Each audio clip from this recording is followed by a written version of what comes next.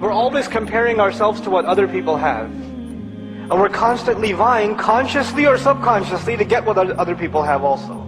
This is what I mean by societal pressure.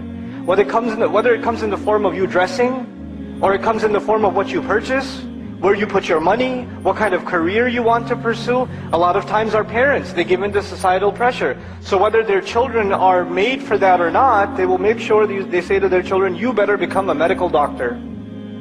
Because if you don't, you're a failure at life. Everybody else around us that are successful, they're all doctors. So that's the only thing in life to do. And I'm not saying being a physician is a bad practice. But if your son or daughter becomes a doctor and they did not want to be, I would never want to be their patient.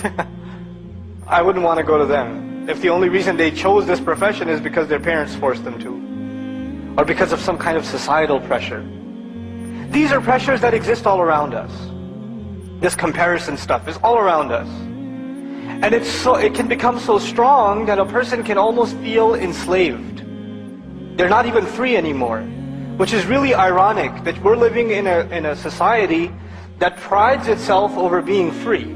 Right? It prides itself over having independent freedom. I can do whatever I want, dress however I want, talk however I want, look however I want, spend my money on whatever I want. That's the thing that makes this society take pride in itself.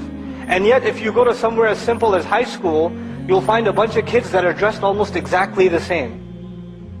They're dressed almost exactly the same. All the hip-hop kids, they look the same. All the goth kids look the same. All the emo kids look the same. It's almost like they go through a uniform.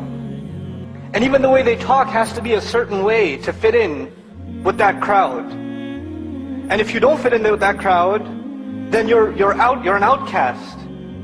And so when you look at that, I don't see freedom when I see that. What I see is cultural slavery. This young man or this young woman can't even make that decision of how to look, or how to talk, or how to walk for themselves. They have to conform to what is going on around them. And sometimes it's willing, sometimes you submit that is the better way to live. That is the better way to dress, or to talk. Or that's the better thing to do with my time. That's the kind of music I want to be addicted to. Or these are the kinds of practices I'll do. Whatever, that's one conscious decision a person makes, that's the life to live. And sometimes it's even pressured. I've met Muslim teenage kids that have come to me in private, and when you look at them, you're like, man, is this guy in a gang or something? And they'll come to you in private and they'll be crying because they say, I don't want to dress like this. I don't want to look like this. But if I don't, I'll get beat up at school. That's cultural slavery.